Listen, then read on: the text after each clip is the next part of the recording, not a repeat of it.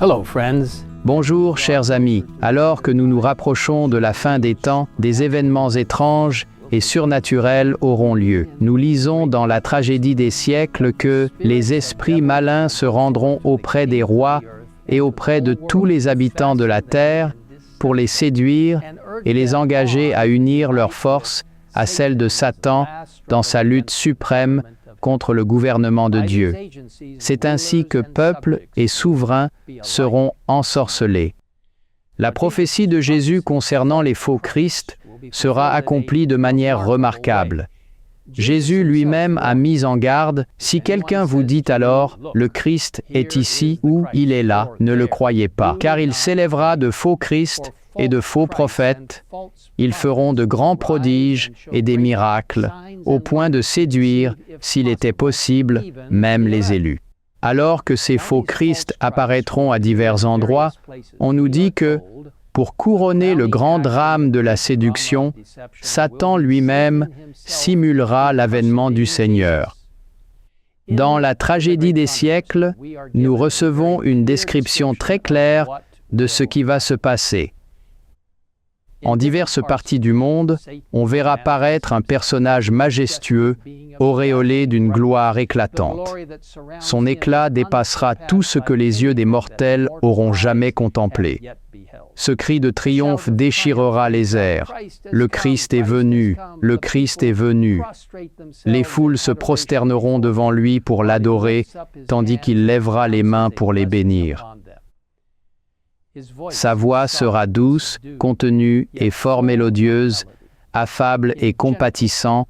Il répétera quelques-unes des vérités célestes et consolantes prononcées par le Seigneur. Il guérira les malades. Chers amis, si nous ne nous fions qu'à nos sens, nous serons trompés. Mais la Bible affirme à la loi et au témoignage. Si l'on ne parle pas ainsi, il n'y aura point d'aurore pour le peuple. Si les paroles d'une personne contredisent la Bible, nous pouvons être certains que cette personne ne peut être digne de confiance. Et c'est ainsi que nous pourrons distinguer le faux Christ du vrai.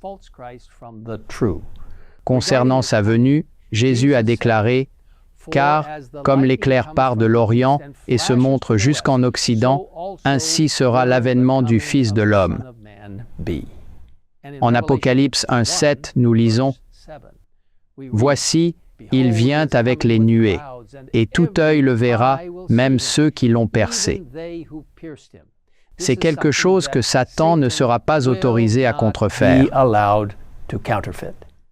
De plus, Satan, dans son rôle présumé de Christ, parlera directement contre les Écritures, affirmant avoir transféré le sabbat au dimanche et il ordonnera à chacun de sanctifier le jour qu'il a béni.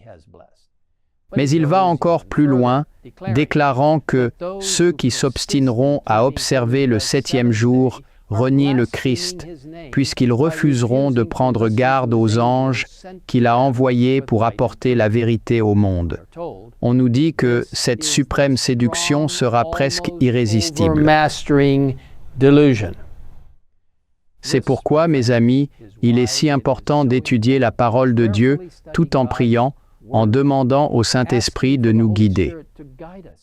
Seuls échapperont à la redoutable séduction qui subjuguera le monde, ceux qui étudient diligemment les Écritures et qui ont l'amour de la vérité. C'est grâce au témoignage de la parole de Dieu qu'ils découvriront le séducteur sous son déguisement. L'heure de l'épreuve sonnera pour tous. Satan essaiera tout ce qui est en son pouvoir pour nous empêcher d'étudier la Bible. Mais maintenant, plus que jamais, nous devons passer du temps dans la parole de Dieu, non seulement pour apprendre ce qu'il a révélé, mais aussi pour développer une confiance en lui qui ne lâchera jamais prise. Prions ensemble. Père Céleste, merci pour la parole de Dieu. Merci pour l'instruction claire concernant la venue du Christ. Nous savons que Satan tentera de se faire passer pour le Christ, mais il ne pourra pas imiter le retour éclatant de Jésus-Christ. Nous comprenons que nous devons être conscients de ces faux Christ. S'ils disent que le Christ est ici ou là, nous ne devons pas y croire, car tous verront la venue de Jésus sur les nuées des cieux. Tous les yeux verront cet événement incroyable.